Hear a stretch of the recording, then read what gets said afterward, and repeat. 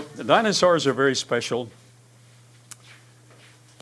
When the Lord was impressing me to found the Creation Evidence Museum, which we later named the Creation Evidence Museum of Texas, and after we continued to publish and make more discoveries in the lab. By the way, we have a world-class lab. This lab is very special. It was designed not only to do what other professional university labs could do, and that is to analyze fossils, to make thin section slides, to look through scanning electron microscopes, to look also through the polarizing microscopes to discover collagen. But this lab was designed where before oxidization begins to deteriorate the information in the thin section slides, to have available all of the characteristics. So in this lab uniquely, to our knowledge, all other labs, like university labs, you have a section over here where this is done. Way down the hall or in another building, on another part of the campus, another section is done, etc. In the meantime, oxidation takes place. But in our lab, we can remove the jacket from a fossil that we have discovered and placed in a jacket. Within 45 minutes of removing it from that context, we can have a thin section slide made, 30 microns thin, so light can be reflected from the backside. It normally takes 6 weeks to send the information off, the fossil sliver off, have the slide made, cost $800, have it returned. But within 45 minutes, we can have the thin section made. Within minutes from that placement, we can go inside the high-tech area of the lab and analyze what is there. We have fossils that run from recent all the way to an assigned age, and I do emphasize assigned age, of 620 million years. We have found columns throughout the entire geologic column from recent to assigned ages of 620 million years. What that is saying, forthright, is they are not 620 million years old. They're all within the same time frame, just a few thousand years old. We've not published that information, but we have published in the mainstream technical literature, and the techniques that we use are accepted by and used by the premier academic community. So stay tuned. I recommend that you get on the mailing list, because we have a habit of just telling people what we know, and we try to get it straight. All right, so this is a very exciting time. In this lab, discoveries are being made, and we want you in on it, but you have to be on the mailing list in order to get in on it. This year, we are majoring in the theme for all of the lectures, heading toward a very special date, October the 5th. On Saturday, or it's the 4th, I believe, Saturday, October the 4th, we will be dedicating a very special project. There are only 5 known complete sets of Old Testament scrolls, complete sets, known on the entire globe. 3 of those are in the Vatican. They will never be available for anyone to see except selected scholars. The 4th one is in a private collection repository in the Houston area, and there are no plans for the public to see it. The Christian Heritage Foundation of Cleburne, Texas, spent decades, spent millions of dollars acquiring the only set of Old Testament scrolls to make them available to the public. Well, they have closed their facility and gifted that set to the Creation Evidence Museum. That deserves applause if you want to. We are planning the 4th of October, Saturday the 4th of October, just 3 months from today. We're planning to unveil the display with all of those Old Testament scrolls, and there are known 316 prophecies in those scrolls that Jesus fulfilled during his 33 years on planet Earth. In that display, this will be unique. All of those primary prophecies will be highlighted in this display, and adjacent will be a New Testament page showing where Jesus fulfilled all of those prophecies that were given for his first advent. We want you here. It's going to be very, very special.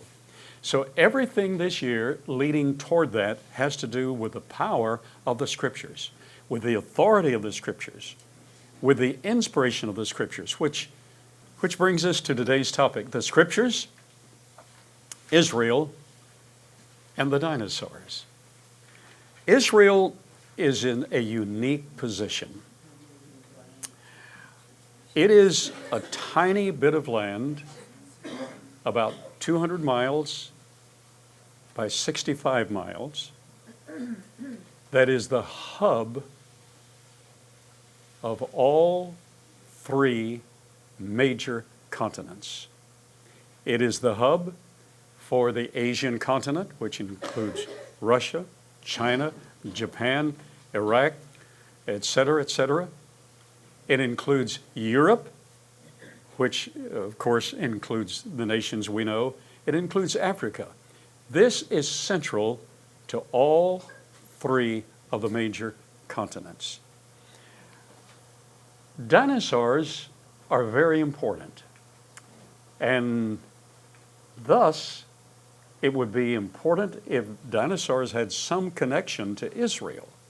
Here we have the footprint of Struthiomimus dinosaur, the footprint found at Beit Zayet near Jerusalem, Israel.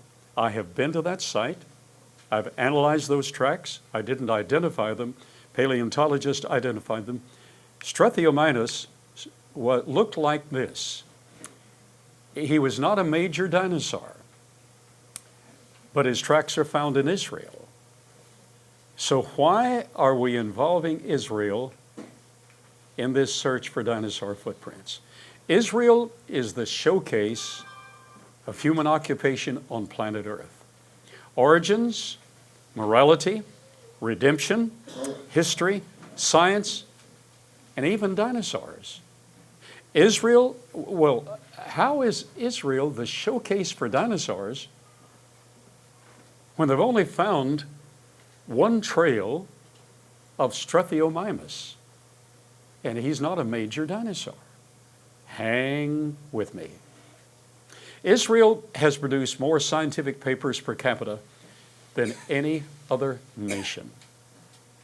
It was through Israel's scriptures that dinosaurs were first described scientifically.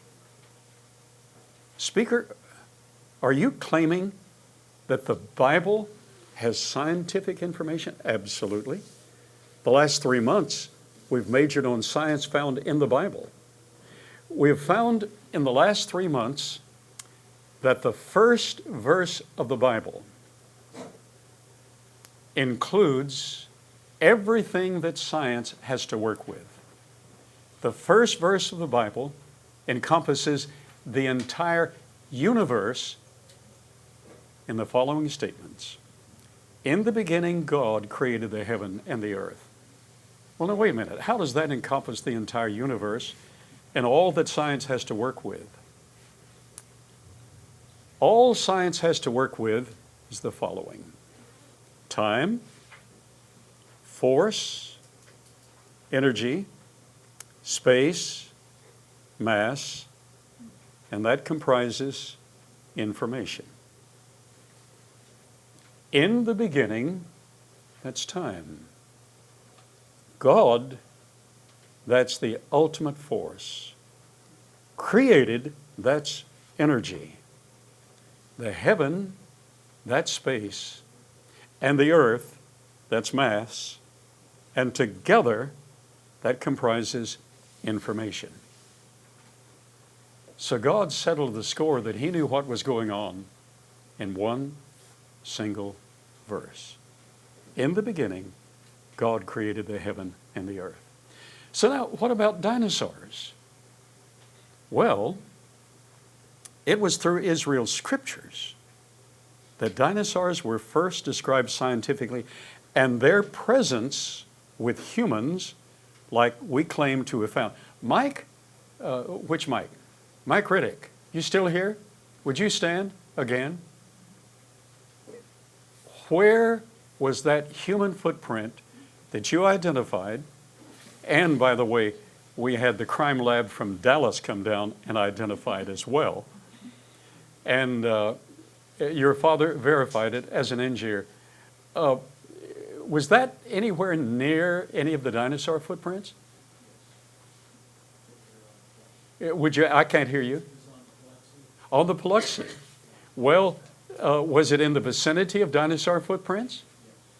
Like, was it feet away, miles away, inches away? And Jim's rescuing both of us by bringing a microphone back. Okay, answer that again. Where was that trail of human footprints found?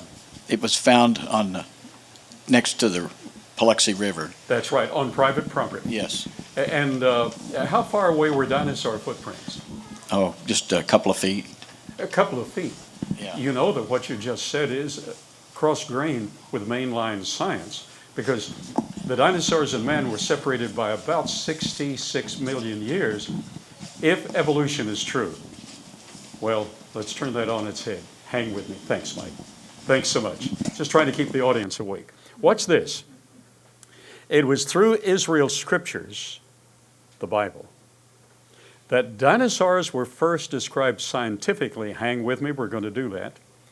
And their presence with humans will be confirmed on a global scale in Israel during the millennium. So that everybody's going to have to agree. Because who's going to be reigning? King Jesus. And during his kingdom, you got to agree. All right, let's see where this will take us. So glad you're here today. Biblical overview. Dinosaurs described scientifically. The biblical text is shown below with technical notations in brackets. This is Job chapter 40. Behold now Behemoth, which translates majestic, most excellent beast. Were the dinosaurs majestic? Absolutely. Did you know that dinosaurs had rosette patterns on their skin? Did you know that? Rosette patterns, where you get the center of a flower, each of the petals become the center of another flower, and each of those petals become the center of another flower. Rosette patterns are on the skin of dinosaurs. Plus, they're the largest things God made, and so it's translated, majestic, most excellent beast, which I made with thee. That shows their compatibility and their affinity for man, their characteristics. And wait a minute, we're talking scientific language here, categories. Oh, by the way, which I made with thee destroys evolutionary theory, because according to evolutionary theory, they're separated by 66 million years.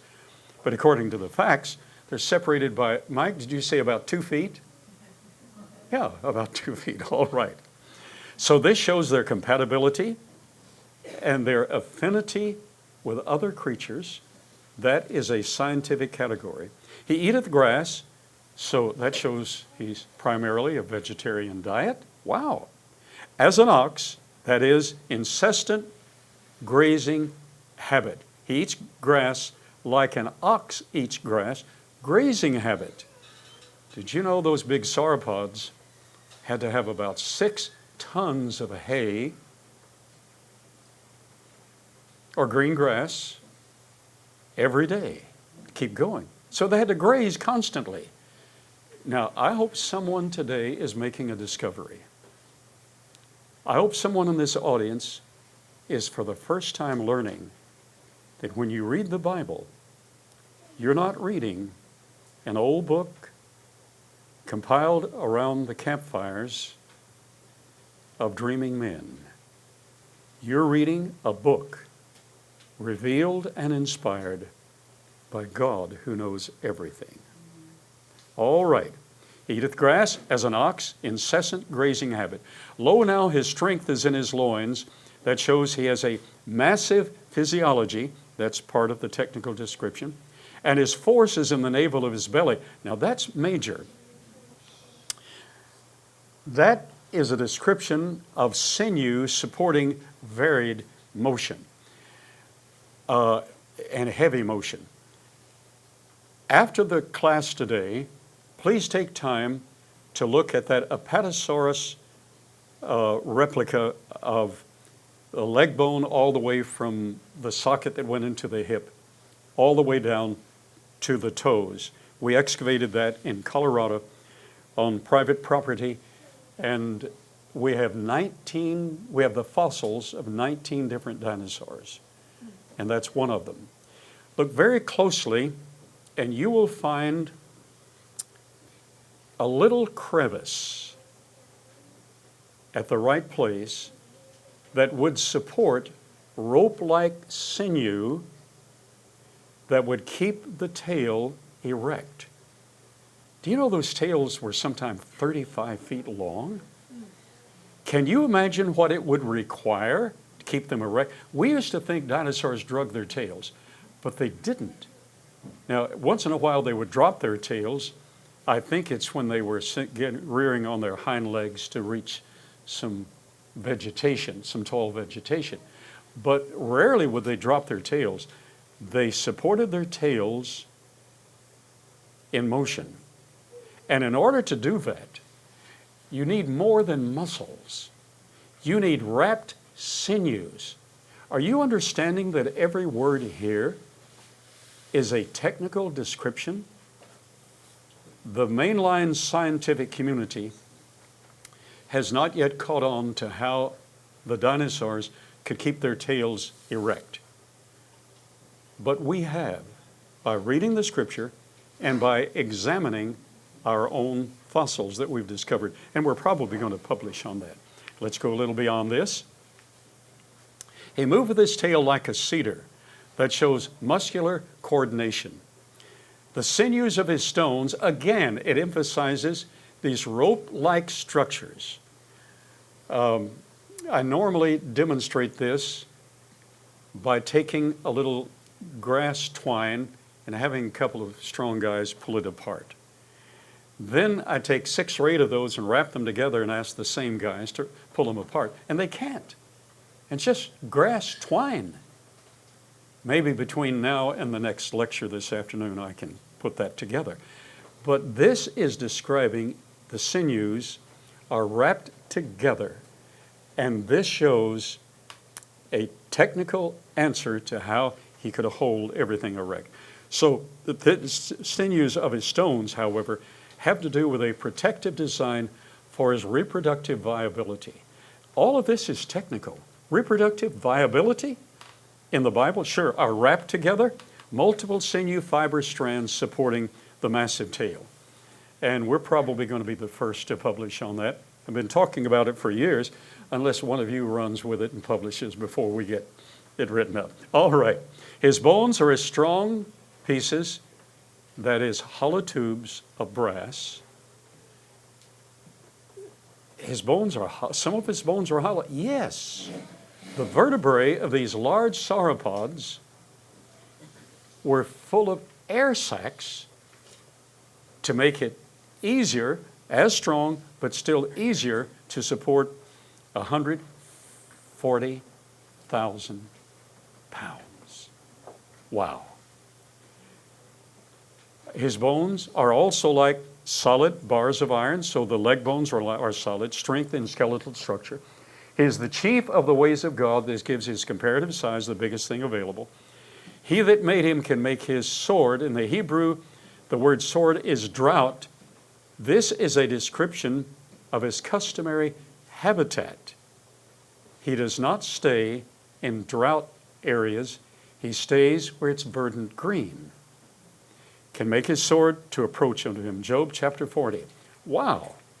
Stay with me. In Job 40, 15 through 18, God gives Job an exterior to interior view of the Behemoth sauropod dinosaurs. Now, who's writing this?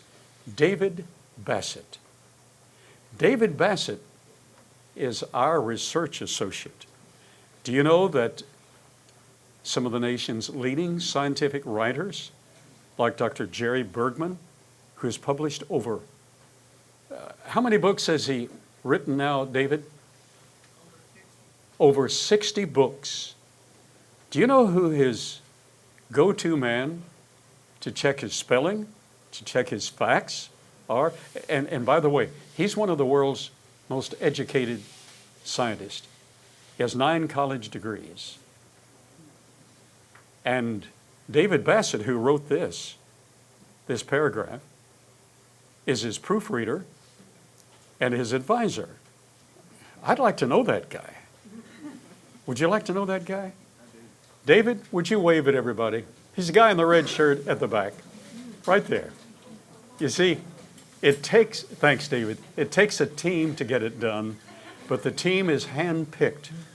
David writes in Job 40, 15 through 18, God gives Job an exterior to interior view, where only God could see, of the Behemoth sauropod dinosaurs. Verse 15 begins with Job being told to behold the creature's mighty size and bulk. Verse 16 refers to his muscles. Verse 17, their sinews, tendons, and their wrapped tendons. And verse 18, their bones. This X-ray tour ends with the mention of the sauropod's hollow tube-like spinal vertebrae and their solid bar-like leg bones able to support body weights approaching 100 tons. David Bassett, let's give him a hand for his research.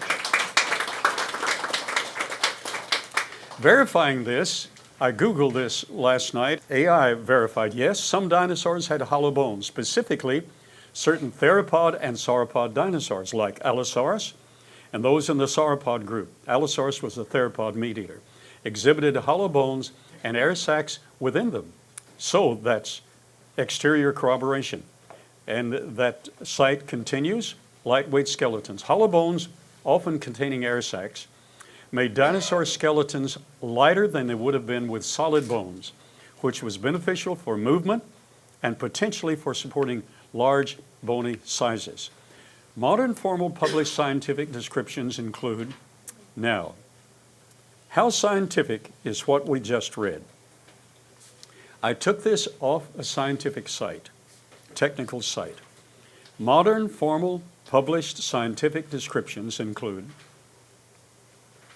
and the model has developed over time, the name, the morphology, that is the physical characteristics, the anatomical structure, general species description, habitat, differential comparison, distinctive features, and then they publish.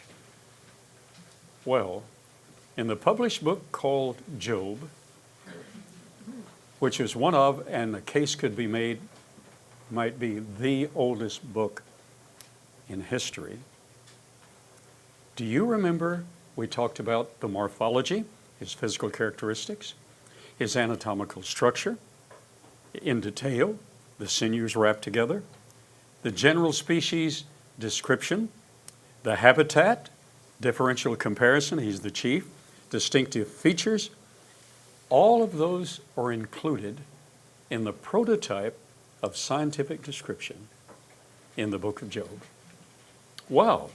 An objective evaluation of Job 40 dinosaur description would conclude that this passage is actually the format into which our current scientific model has developed. Now, historical sightings of dinosaurs. A scientist named Ulysses Aldronvandrus carefully described a small dragon seen along a farm road in northern Italy. The date was May 13th, 1572. The poor, rare creature was so little, a farmer killed it just by knocking it on the head with his walking stick. The animal had done nothing wrong but hiss at the farmer's oxen as they approached it on the road. Historical sightings continue. The scientist got the dead body and made measurements in a drawing. He even had the animal mounted for a museum. He had a long neck, a very long tail, a fat body. The skeletons of a number of ancient reptile-like creatures match this basic description. An Irish writer recorded an encounter, and the references for all of this are given at the bottom of the screen. An Irish writer recorded an encounter with a large beast with iron nails on his tail, which pointed backwards. Its head was shaped a little bit like a horse's, and it had thick legs with strong claws. These details match features of dinosaurs like Kentrosaurus and Stegosaurus. We've excavated a huge Stegosaurus in Colorado on private property, and we have that fossil in the basement of this building. They had sharp-pointed spines on their tails, thick legs, strong claws, and long skulls. The only thing that matches that description, and a scientist described it, are those two dinosaurs, Kentrosaurus and Stegosaurus. A well-known old science book, the Historia Animalium, claims that dragons were still not extinct in the 1500s. But the animals were said to be extremely rare and relatively small by then. We would understand why. Some old Chinese books even tell of a family that kept dragons and raised the babies. It is said that in those days, Chinese kings used dragons for pulling royal chariots on special occasions. Modern sightings. Natives in a very remote jungle in Africa have repeatedly told of seeing large animals a lot like the sauropod dinosaurs. The sauropods included the Apatosaurus, Brachiosaurus, Diplodocus, and others like them. Well, let's go back. Those sauropod dinosaurs, well, that would be something like this. Dr. Roy McHale of the University of Chicago actually led an expedition to the Congo and published the following report.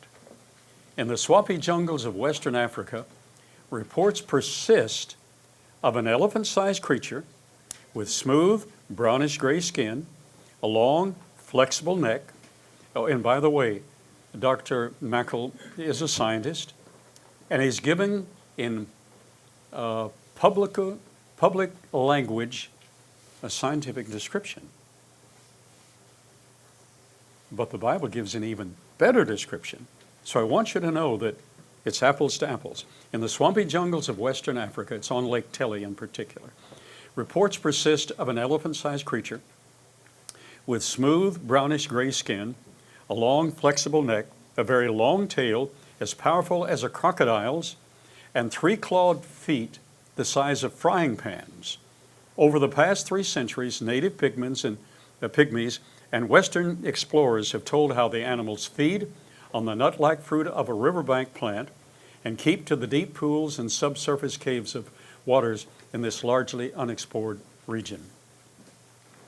After a recent expedition there, 2 American researchers concluded that these stories refer to a real animal, not a myth. Fantastic as it seems, Roy Mackel, University of Chicago, and James Powell believe that this creature called Onkelium bimbi by the natives may actually be a dinosaur, perhaps one resembling Brontosaurus, they should have said Brachiosaurus, which is thought to have died out 70 million years ago. And by the way, an additional researcher for NASA, Dr. Herman Reguster, came to Glen Rose. I had him speak in the class that I teach in the home of Robert Summers. And Dr. Herman Regusters of Jet Propulsion Laboratory led an expedition independently to Lake Telly, sighted the creature, and recorded his roar. Now, to show you that these individuals are very serious, Dr. Herman Reguster said to me, I have no doubt this was a dinosaur. And he turned his camera, he and his wife, he took his wife on this expedition. And the worst enemies they had were not the crocodiles, they were the tsetse flies. But Dr. Reguster said, there's no question, that it looked just like a sauropod dinosaur. And I said, you recorded his roar? And he said, we recorded his roar, and it's a mystery. He said, at Jet Propulsion Lab, we had access to sounds of various creatures, like the roar of a lion, the bellow of a bull, the whinny of a horse, and everything in between. And he said, we had the graphs to demonstrate microscopically what every single vibration would do. And he said, there was nothing extant to match it. But he said, at the end of each of his roars would be a chop. He would roar again and chop, like his teeth clacking. He said, that was a puzzle. Well, we like solving mysteries around here. So one of our consultants raises big hunting dogs back in the East. I was talking to him and he said, oh, that's easy. He said, during mating season, the male dog will go chop with his teeth to increase the response of the female. Number 4, almost finished, pterosaur sightings. Pterosaurs were the flying reptiles, and at our dig site, we discovered a trail of pterosaur tracks, and I've led 3 scientific expeditions through the jungles of Papua New Guinea in search of living pterodactyls. The missionaries, the educators, and the nationals all confirm they have seen these creatures at some time during their life. Living today in Papua New Guinea, the respected Greek explorer Herodotus described small flying reptiles in ancient Egypt and Arabia. These animals sound amazingly like the small Rhamphorhynchus. They had the same snake-like body and bat-like wings. Many had been killed near the city of Buto in Arabia. He was shown a canyon with many piles of their backbones and ribs. Well, why would people just hunt them down and kill them? You remember the flying, fiery serpents in the desert? And remember, nationals, by the way, in history describe them as smelling terrible, and their bite was infectious. They carried a lot of microbes, germs with them. You wrote a book with Dr. Jerry Bergman on germs. You don't want to play around with germs. So they would kill these creatures, and these creatures would come into their groves of fruit and eat most of it, so they would kill them for that reason as well. Herodotus said that these animals could sometimes be found in the spice groves. Oh, that's what I was just saying. They were small in size and of various colors. Large numbers could sometimes gather in the frankincense trees. When workers wanted to gather the tree's valuable juices, they would use smelly smoke to drive the flying reptiles away. Superior characteristics of these rhamphorhynchoid pterodactyls. The pterosaurs were closely related to dinosaurs.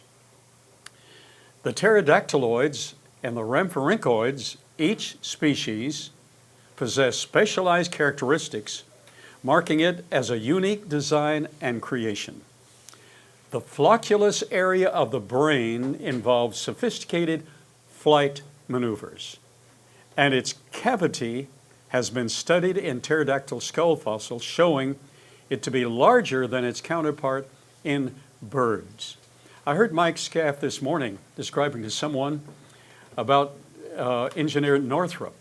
I need you up front to describe something very special about the wings that Lockheed Martin, or that the original Lockheed engineer, designed. Is that on live, Jim? Yes. Good. Okay, Mike, you do a few very technical and professional things. One of those, you're a professor out at the Air Force Academy. Did you know that? Yes, sir. Oh, okay. I saw myself there once. Oh, you did. You did. Would you tell us what was so unique about the wing that engineer Northrop invented? Yeah, after World War II, the first flying wing by Mr. Northrop. He built a flying wing bomber, but it was all manually controlled. Very, very difficult to fly. Very, very hard to fly. But it's not until later on that Northrop Grumman builds the B-2 that was used last week effectively with a digital flight control system. It took computers to really fly that wing safely. Wait a minute. Do you mean that same wing? It was modeled, by the way, after the pterodactyl. Yes, sir. And it requires a lot of dexterity. It does. So the flocculus area, the flight control area, would have to be pretty large. Well, now, I've seen sparrows dart. I've seen swallows just dart. And the wing's much like a swallow wing. Right. I've seen them dart all over the place, and they have a large flocculus. But for body weight and mass, the flocculus of these pterodactyls was larger. It looks like the creator knew what the creature was going to need before he created it. Pre-programmed. And we see that today. Most birds jump out of the nest first time and they fly away. Pre-programmed? Yes. Whereas when I was in the Air Force, it took a long time to learn how to fly a jet fighter. We're not pre-programs for that. Our flocculus is not very big. Oh, yeah, you're right.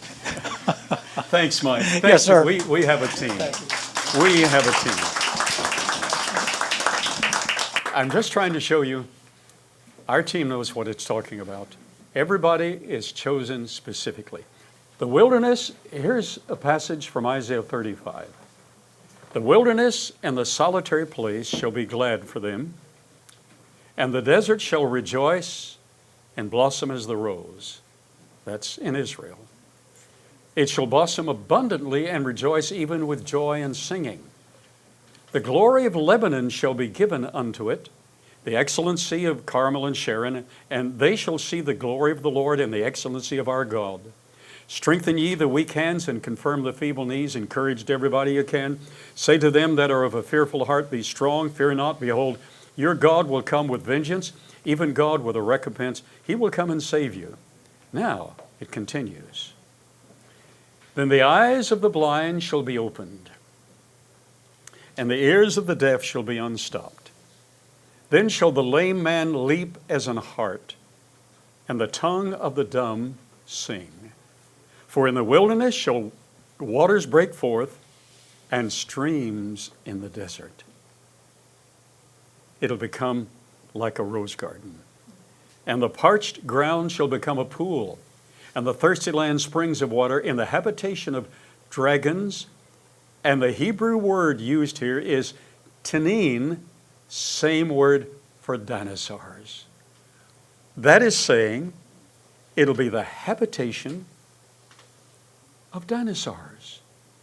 Remember back in Job 40, the habitat had to be without drought, where each lay shall be grass with reeds and rushes, and an highway shall be there and a way, and it shall be called the way of holiness.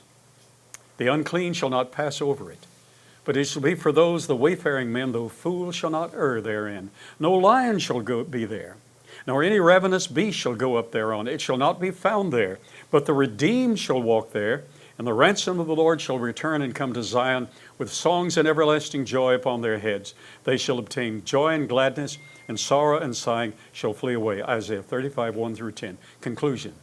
During the millennium,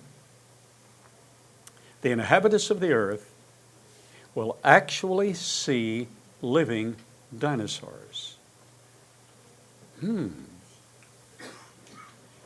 Dinosaurs in us where Job lived. Well, now, I said to begin with, Struthiomimus tracks have been found at Zayat, near, just 6 miles out of Jerusalem. But he's a medium-sized dinosaur. So in Israel have not been found any of the major dinosaurs. But I did tell you that Israel is central. Israel is central to the geography and the geophysics of the globe. Israel is central to the morality of the globe, to the answer of our origin and our destination. That comes from the scriptures of Israel. Here I'm simply quoting an AI site found this morning. Some 100 million years ago, as the evolutionist would say, I used to be an evolutionist, so I understand their thinking. Dinosaurs roamed the coast of the Tchaz, an ancient ocean that covered most of the modern-day Middle East. That's where Job lived. Uz is thought to be east and south of Jordan, of the Dead Sea and the country of Jordan. Recently, dozens of their footprints have been found on the mountains of the Safaha. In 2019, 2 Polish doctors stumbled across 3-toed footprints while hiking between Shabak and the ancient city of Petra in the south of Jordan. A few months later, a team of German, Polish, and Jordanian scientists surveyed the site on the arid mountain to document the tracks. They found large trackways of several small to medium-sized theropods, meat eaters, and also a few ornithopod footprints and 1 sauropod print. The big long neck guy, says Heinrich Klein, an ichnologist and paleontologist at the Paleontological Museum in Germany. They discovered the prints in the marginal marine deposits of Near Formation, which consist of well-bedded limestones, dolomites, and marls, with abundant marine fossils. And by the way,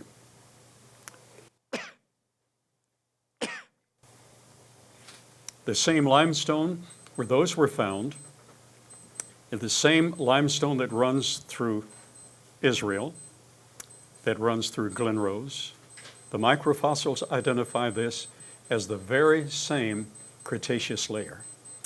Okay, dolomites and marls with abundant marine fossils. The 3 species identified, the predatory theropod, the grazing ornithopod, well, back to the scripture's definition, and the long-necked herbivorous sauropod indicate the area had a flourishing ecosystem. It's the first really diverse dinosaur footprint fauna in the region, said Klein. The footprints were found are quite small, but they're remarkably well preserved. It's really excellent material, and it's very rare in the Middle East. And thus, we have confirmation that the technical description of dinosaurs was first written in the oldest book of the Bible, and possibly the oldest book in the world, inspired by God Himself.